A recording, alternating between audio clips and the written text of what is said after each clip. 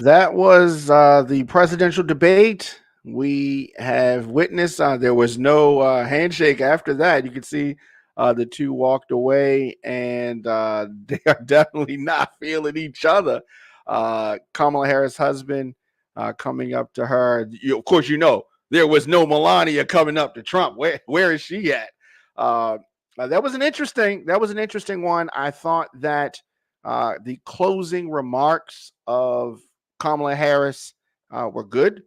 They really contrasted immensely with the closing remarks of Donald Trump. He was all over the place, very agitated, very agitated. A lot of folks tuning in. I'll be glad when we see what the numbers were as far as viewership.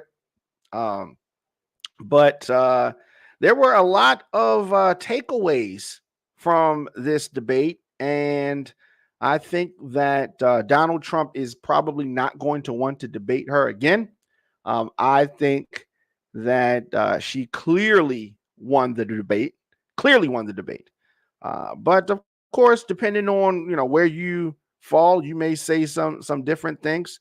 But this is potentially the only debate that we're going to see ahead of the November election. Ironically, this is the first time that these folks have ever met. And the reason being is because Donald Trump was so in his feelings about losing the election. He did not want to come to the inauguration, and they did not meet at all. So that was interesting. The rules for this debate were the same as the debate between Biden and Trump in June. So the Harris campaign wanted the rules to be different. They wanted the microphones to be handled differently, but she agreed. They went forward, and it's ironic, though, right? So there's a lot of things, right? Lindsey Davis, one of the co-moderators, asked if Trump still intended to get rid of Obamacare after failing to do so when he was president. Trump tried to say that he was prevented from doing so by Democrats. So instead of killing it like he promised, he saved it. What? That doesn't even make sense. He tap danced. He shuffled around the fact that he still has nothing lined up to replace Obamacare. Interesting. Republicans have always talked about replacing Obamacare, but they have never come up with something. Healthcare is a difficult thing. It's a difficult business. She asked him, so just a yes or no. Do you still have a plan? Trump's answer, I have concepts of a plan. This is not who we want to run the country. This guy cannot run the country. He is a disgrace. He's a disgrace. And so I thought that it was very interesting. Trump chickened out after the moderator, David, asked him to explain why he believed it was appropriate to spread bigoted lies suggesting that Harris only recently started identifying as a Black woman. Oh, and he backed up. He was, I don't care. I don't care. Right. But the moderator held his feet to the fire. But those were your words. Right. Those were your words. And Trump replied, all I can say is I read where she was not Black. Right. He did not get the better of that exchange. And Harris took a different approach than she did when those lies were referenced during that CNN interview. Instead of merely dismissing this as Trump's same old playbook, she used the question to highlight Trump's history of bigotry, including his false claims that Barack Obama was not born in the United States, his promotion of the death penalty after the Black and Latino teenagers known as the Central Park Five were falsely accused of the brutal assault in 1989. Trump did not get the better of that exchange. And one thing that I think a lot of folks found out for the first time, it hasn't come up much, if at all, during this campaign, but Vice President Kamala Harris is a gun owner. And in the early months of the 2020 presidential campaign, she told reporters that I own a gun for probably the reason that a lot of people do, personal safety. But this is not a fact that had come up a lot, that she is a gun owner. And I think that's important. I think that's important for folks to know. Right. And so Republicans are reacting how they're reacting to the debate. And it was interesting. Trump blamed Kamala Harris for the Afghanistan withdrawal that he initiated. Trump takes responsibility for nothing. As I said earlier, in the first half, he blamed Nancy Pelosi and Mayor Bowser of D.C. He blamed them for what happened at the Capitol on January 6th. The former president, the Afghanistan withdrawal was poorly managed. There's no no doubt about that. Setting aside whether the vice president has much to say in foreign policy, the withdrawal began, as Harris noted, and when Trump bypassed the Afghan government to negotiate directly with the Taliban. She reminded folks that he invited the Taliban to Camp David. You remember when that happened, right? You want to talk about disgrace. You want to talk about just the actions of the former president. An inspector general's report found that Trump's 2020 agreement with the Taliban was the single most important factor in the collapse of the Afghan National Defense Forces. This guy is not someone that America, or the world for that matter, can afford to have in the White House again. Another highlight, the vice president said, "Clearly, I am not Joe Biden, and I am certainly not Donald Trump." So Trump tried to accuse Harris of pretending to not have anything to do with Joe Biden. And she had to remind him. I mean, because he forgets, right? He's a little older, and he forgets. She said, "Clearly, I'm not Joe Biden, and I am certainly not Donald Trump. And what I do offer is a new generation of leadership for our country." Ooh, that was damaging. He winced when she said that.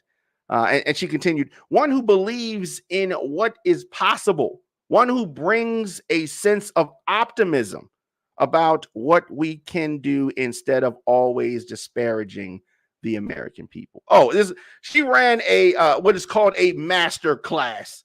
She ran a master class, and Trump, he has definitely in previous debates, especially in the Republican debate, he took those jokers out. Right? They weren't ready for. He's a street fighter with regards to the words, right? He's not going to come at things the traditional way. But she proceeded, Kamala Harris proceeded to call on an actual debate about the policies, and the two of them offering different policies. And when Donald Trump responded, Trump again threw out lies about her wanting to take away guns from every American. He tried his normal stuff. It's almost like he didn't even prepare, right? It's almost like he did not even prepare for this debate. He knew that it was coming, and I don't know. We did not see any type of meltdown like we saw in June when Joe Biden was debating, but it was interesting. And I can see that ABC has learned from previous debates, and they did things a little bit different. Trump won't say he wants Ukraine to win against Russia. I thought that was another pivotal moment, because he's been a lapdog for Putin for so long. He would never say that he wanted Ukraine to win. He just says he wanted the war to be over. But he was scared. He was scared and shook to say that he wanted Ukraine to win. And it was a direct question. He said, "Do you want Ukraine to win this war?" Trump refused to give a direct answer. Instead, he launched into some meandering monologue where he called for a negotiated end to the war without ever saying that the democratic Ukraine should win. We have to understand who this person is. He is a lapdog for Russia. He is a lapdog for Vladimir Putin. It is clear and obvious. As a reminder, Putin's Russia launched its brutal invasion of Ukraine for no reason in February of 2022. Many tens of thousands have died as a result. Trump attacked Biden a couple of times. And I think that's another reason why VP Harris had to remind him, hey, you're not running against Joe Biden. I mean, it just, like I said, you got to keep reminding him. He's older, and maybe he forgets some of these things. But the most that Trump has said about Biden so far was him rambling on. But he talked about he can solve the war in 24 hours. And Trump claimed that Biden had no idea how to talk to Putin. And then he went on this very baffling tangent, like, where is our president? We don't even know if he's a president. It was just weird. It was weird. He started talking about they threw him out like a dog, and we don't have a president that doesn't know. We have a president that doesn't know he's alive. He went on and he went on. So we saw this debate. It was very revealing. It was a very revealing debate. They chose Pennsylvania for a reason. If you want more proof about how important Pennsylvania is to the Harris campaign, consider the fact that she can recite this particular fact off the top of her head when discussing the war in Ukraine. Why don't you tell the 800,000 Polish Americans right here in Pennsylvania how quickly you would give up in Ukraine, she said. Because according to VP Harris, and this is true, if Vladimir Putin is allowed to take Ukraine, he's looking at Poland next. So she connected. This was a master class. She did a lot of things that she was supposed to do. But understand this, and I don't know if it came off as this on screen, but I could tell, and you clearly could tell at the end, this was a hostile debate. This was a hostile debate. When the candidates are debating, who are they talking to? The moderators, each other, or the American people? That is a question. And the answer is it varies. It depends. Sometimes even within a debate, it varies. But in this debate, both Harris and Trump have largely talked past each other. You can look at their use of pronouns. Both have talked about each other in the third person. It was interesting. And like I said, when they ended the debate, Trump just walked away. He was so angry that they did not shake hands. It was it was interesting. My opponent has a plan that I call the Trump sales tax. Sales tax. She said earlier, Trump has avoided saying Harris's name for the most part. He calls her she, they, these people. It was interesting. It was interesting to see a woman take Donald Trump to the proverbial woodshed and whoop on him. she whooped on him. It was interesting. It was interesting. But as far as new things, as it relates to Israel and Gaza, there were not new things that Kamala Harris said. And I don't think that anybody was expecting something new with regards to that. The Democratic nominees' lines on the issue of Gaza were nearly identical to what she said in her acceptance speech. She kind of stayed there. She did condemn Hamas for the October 7th attacks. She affirmed Israel's right to defend itself. and the U.S. support for its ability to do so. But she reiterated the urgency of a deal. They want these hostages released, and they want a ceasefire now. So she kind of stayed on point with that.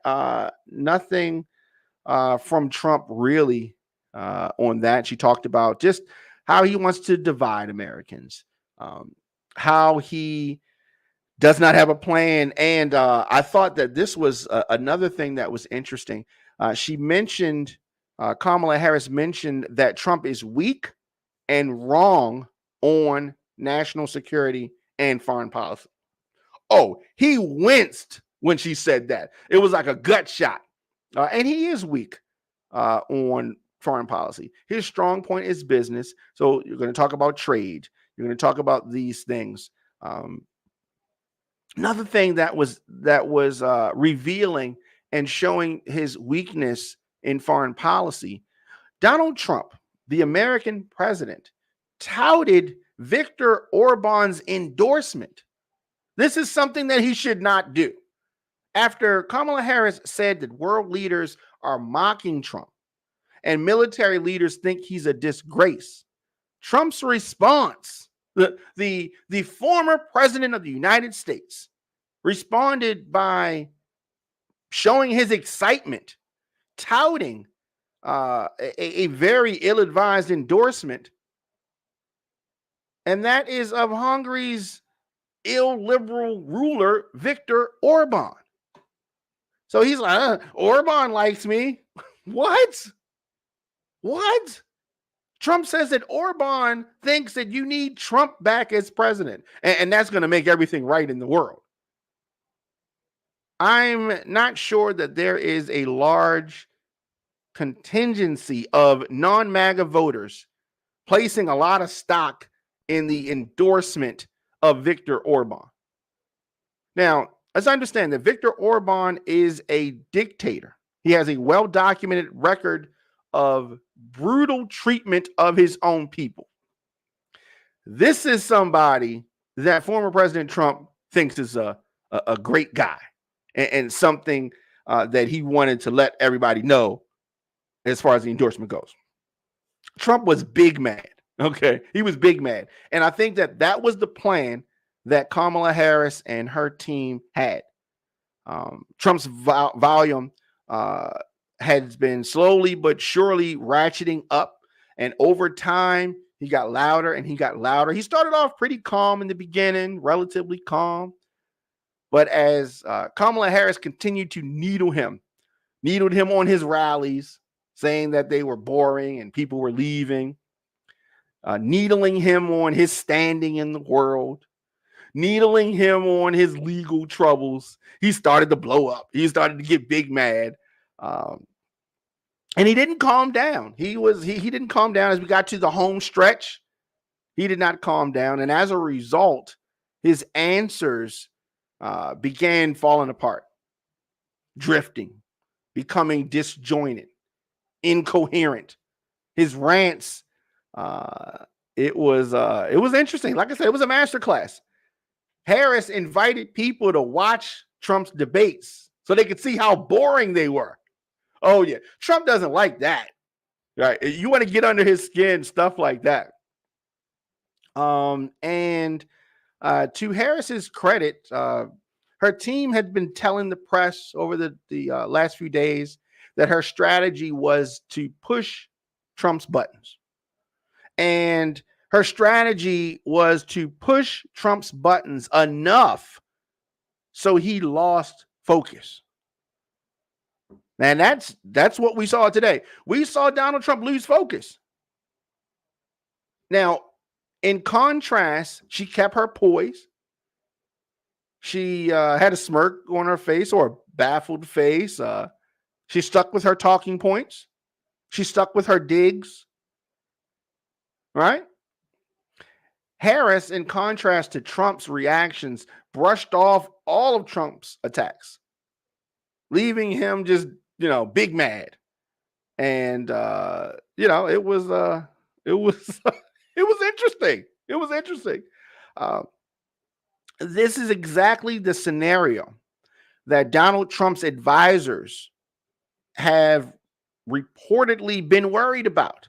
This contrast was exactly what the Harris team wanted.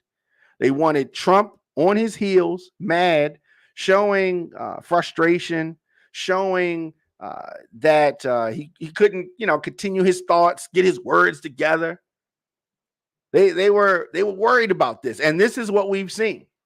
So I don't think we're going to see another debate, because if we see another debate, it's going to be more of the same. He's probably going to be angrier because he got roughed up by Kamala Harris in this. Now, debates don't mean that you're going to win the election. It's a good sign. It's a good sign for undecided. It's going to bring a lot of clips that folks can use. But her calling him weak and wrong on national security. Oh yeah, he did not like that one bit. He did not like that one bit. It was interesting. It felt like I thought, which was a bit like the prosecutor played by Tom Cruise in the movie A Few Good Men, needling Jack Nicholson's character into admitting that he ordered the code red. When he goes, "You can't handle the truth," like a prosecutor with someone on the stand. Another thing interesting, Trump backtracked. He is backtracking about the 2020 election denial. That was interesting. No surprise there. In recent weeks, Trump seemed to back off his baseless claims that the 2020 election was stolen. He told a podcaster that he lost by a whisker. Asked about that in the debate, Trump responded, "It was said sarcastically." And the moderator noted that he did not detect sarcasm in his voice during the interview, and he wasn't being sarcastic. He has now since said, being sarcastic, backtracking on his false claims that hurt him among his supporters. That's why he's backtracking, because of the reaction from his supporters. One of his supporters, the white nationalist, racist Nick Fuentes, noted that the criminal charges for people who attacked the Capitol after Trump's statement, it would have been good to know that before 1,600 people got charged. Oh, good point. Good point. And so that's why he had to backtrack. It was interesting. It was interesting. Kamala Harris mopped the floor with that Bama. Okay. Trump repeated the false claim that Democrats are encouraging illegal immigration in order to get more votes, painting migrants crossing the border as people who don't even know what country they're in. And let's keep in mind that the president is married to an immigrant. You cannot make this stuff up, right? You cannot make this stuff up at all, right? He says our elections are bad, and a lot of those illegal immigrants are coming in. They're trying to get them to vote. They can't even speak English. They don't know what country they're in practically. And these people are trying to get them to vote. That's why they're allowing them to come to our country. Now, let's understand and let's address this. Non-citizen voting is already illegal, and it is incredibly rare. Now, Kamala Harris mopped the floor with Donald Trump. Kamala Harris highlighted Trump's history of violent rhetoric. Harris hit Trump on stoking the January 6th riot at the Capitol. And she said that this is not an isolated situation. She mentioned Trump's reference to find people on both sides of the deadly neo-Nazi rally in Charlottesville, Virginia. Remember that? She talked about his reference to bloodbaths if he loses in November. Trump, falsely claimed that his very fine people quote was debunked. What is he talking about? We heard him say it. He's on video saying it. And so it was interesting. He made the same claim during his debate with Biden back in June. The off mic moments that we weren't hearing, but you could hear a little bit, some of those off mic moments. It was interesting. I did like the setup of the debate. I thought that it was good. It was a heated debate, right? It was heated. There's a lot of tension, and I'm gonna go as far as to say that these two don't like each other. Right? Let's put them in a steel cage. Right? Let's put them in a hell in a cell. That might be good. That might be good. Of course, we're talking about this debate. I believe what's going to be the first and only debate between Trump and Harris. It's a hard job to run a presidential debate. And I have to say that ABC News nailed it. They did this perfectly. There were moments when things almost went off the rails. I'm not going to say that. So maybe perfectly might be too much, but I think they did the best job that they could possibly do. The much talked about muted mics were turned on more often than not. And there were times when the mics were off and somebody was talking and they turned them back on, right? When you compare and contrast tonight's, with the robotic reading of the questions from CNN back in June, it's like night and day. ABC did a quality job allowing the candidates to talk. They gave pushback. They corrected lies and falsehoods when they were told. I really, really respect the fact that they were more than willing to fact check Donald Trump's most egregious lies, even as he continued to ignore them and ask questions that actually honed in on the question of which the two candidates, which one of these two candidates is better poised to be president. Which one of these candidates is better poised to run America, Inc.? Somebody who has filed for bankruptcy 6 times, or someone with a clear vision that we were able to get glimpses of? Trump has no vision. Trump has no plan. Harris did very well describing the lives of an average American. Donald Trump knows nothing about that. She did well in the debate. And she talked about how Americans are facing, challenges and they want to be raised up. One time she described the Affordable Care Act by noting that previously an insurance company could deny if a child had asthma, if someone had breast cancer, if a grandparent had diabetes. You remember back before the Affordable Care Act when insurance companies could deny you if you had a pre-existing condition. A pre-existing condition, right? It was very effective. When she was discussing abortion and described a woman being turned away by a hospital afraid of the strict anti-abortion state laws and bleeding out in the parking lot. She went and she did her job, right? And so she was direct. The language was visual, and it was very effective, especially in a debate like this. It was very effective. Trump did not do anything like that. Someone on Instagram is saying that Trump is unhinged. Absolutely. Trump is absolutely unhinged. Trump does not seem to be clear on what Harris' job as vice president is.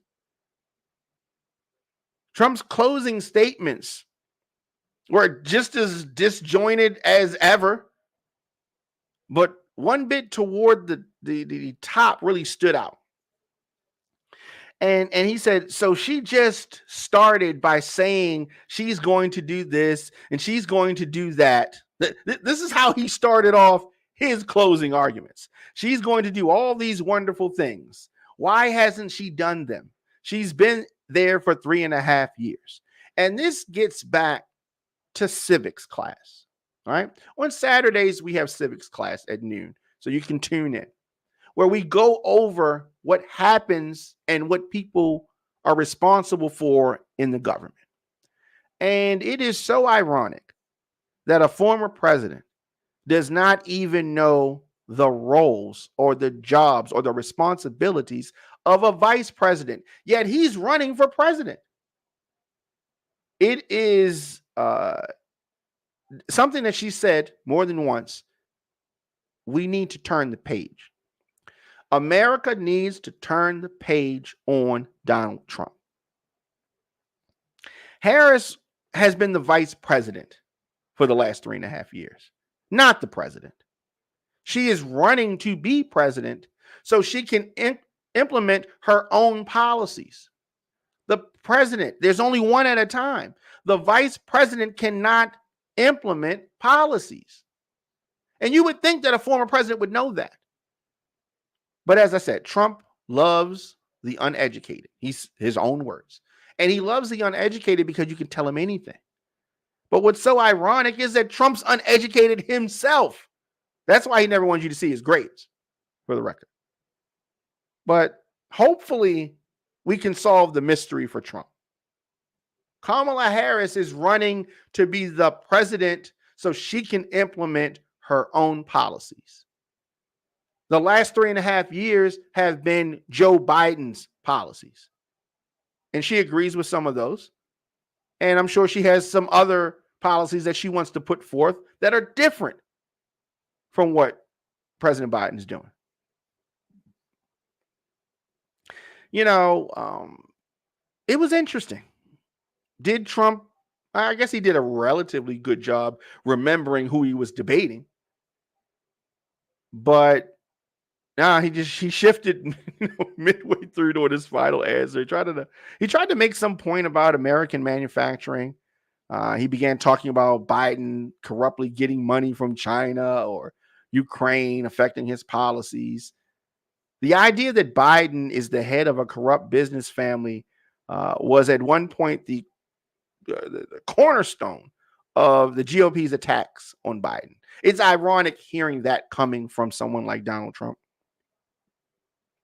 It's the reason for their obsession with Hunter Biden. Republicans obsessed with Hunter Biden, who's also not running for president. All of the House Republicans that are investigating the proven falsehoods, all that stuff is falling apart. And once again, it became clear that Biden was no longer the nominee. Republicans quietly dropped all of those supposed concerns, all of the concerns that they had about Hunter Biden. When they found out that Biden wasn't the nominee, all that stuff went away. Interesting, right? Interesting. Trump face planted on Obamacare. Face planted. And he face planted a few times. But that face plant on the Obamacare was memorable, right? So all in all, this debate that I think is going to be the only debate that we see with these two was a good night for Kamala Harris. Not so much for Donald Trump. Kamala Harris had some strong moments in this debate. She painted an effective contrast between herself and Donald Trump on several issues, including abortion, including Ukraine, including the climate crisis, and temperament. She looked very presidential. She seemed like the adult in the room. She poked at her opponent's weakness while remaining calm as he attacked her. So there's been this question of what would she do with some of the leaders in the world? Would she be able to handle herself? She handled herself well. She easily, flipped and turned his personal attacks on her race into an opportunity to pitch her leadership to voters. Masterclass. Her bewildered expressions as he rambled on will definitely make their rounds on social media. Trump had some standout moments, largely revolving around his most outrageous and racist lies that Democrats are so pro-abortion that they're executing babies at birth, that immigrants in Ohio are eating people's pets, that Harris wants to do transgender operations on illegal aliens that are in prison, he said. His comments about having concepts of a plan when pressed on his proposal to replace the Affordable Care Act are going to be widely laughed at and mocked. Yeah. She said, she's at one point, she said that Putin would eat Trump's lunch. Oh, you know he didn't like that because he's hungry. He definitely gonna be hungry. You talking about my friend is gonna eat my lunch? It was tonight. Moderators, they should moderate all the debates. Tonight we saw moderators who actually moderated the debate. It was good to see. It was good to see. I thought a couple times that things were going to go off the rails, but they did not. We saw a master class by Vice President Kamala Harris against a Neanderthal child in Donald Trump. The contrast between these two candidates could not be clearer. You could not have two more different candidates with two completely different approaches than these two. The entire debate, shouting, constantly interrupting himself, going down rabbit holes, being unable to finish thoughts, seemingly frustrated, angry, negative, tired, all of this stuff. All of this stuff that Donald Trump displayed in contrast to Kamala Harris appearing to be light on her feet, quite puzzled by Donald Trump's statements. There was a moment where he was squinting and hunching and seemingly having physical trouble getting a word out. Oh, there was so much. He said some strange things. Strange things like Democrats have always wanted Roe versus Wade overturned. That's not true. He said that it's legal to kill children in the United States. Not true. He insisted that he saw something on television about people eating dogs. What is he talking about? That was one of the weirdest moments of the debate, saying that he saw it on television. So therefore, he knows it's true. Therefore, what the police said about it can't be true because he saw it on television. And Kamala Harris kept going back to her plan, her campaign, but also going directly at Donald Trump. I don't think I've ever seen a starker contrast in presentation from two candidates in any debate, in any type of contest, in any type of political race. I don't think I've seen that before.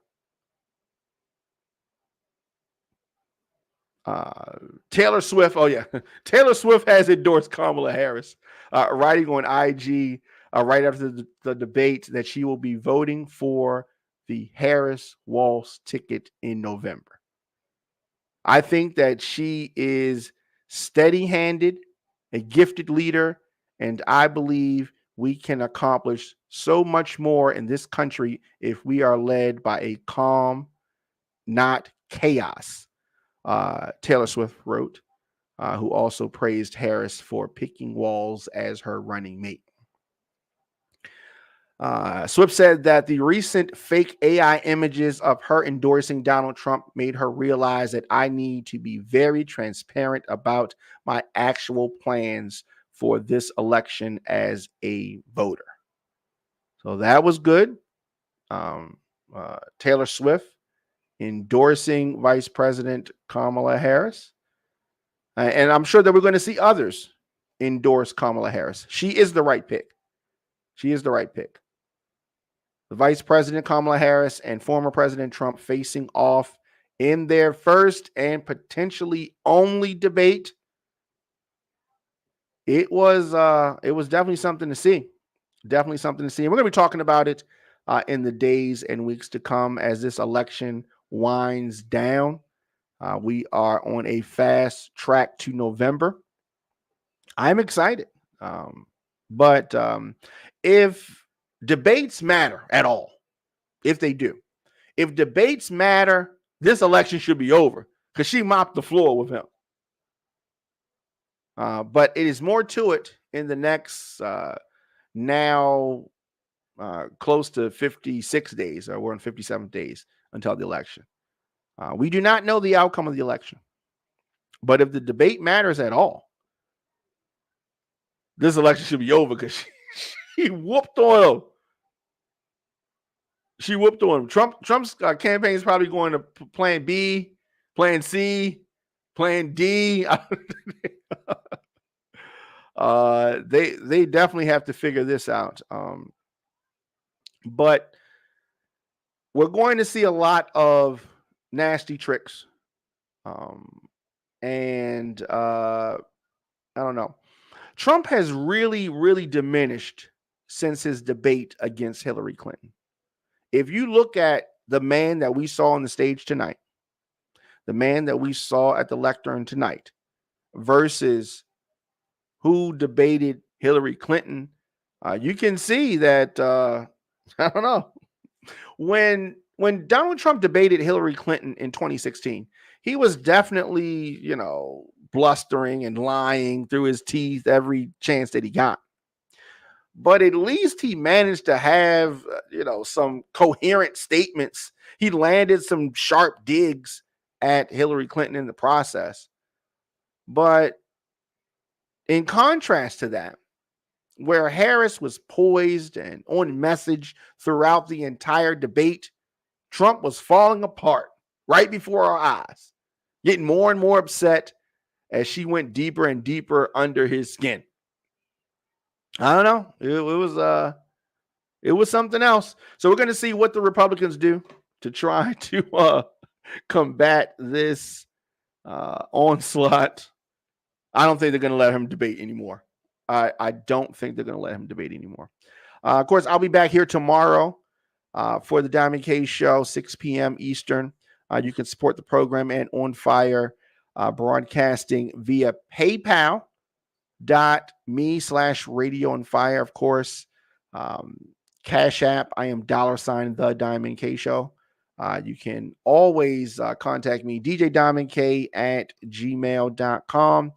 Music submissions, booking, or business info, hit me up, djdiamondk at gmail.com. As I said, I'll be live here tomorrow, 6 p.m. And we're going to be talking more about this debate, more about other things, top news stories of the day, et cetera, et cetera. Of course, DJ Diamond K on Substack. We are putting a lot of exclusive stuff over there, so subscribe over there. Of course, on YouTube, I am DJ Diamond K, and this has been interesting. This has been interesting. As I said, thanks for tuning in, and I'll see you guys tomorrow.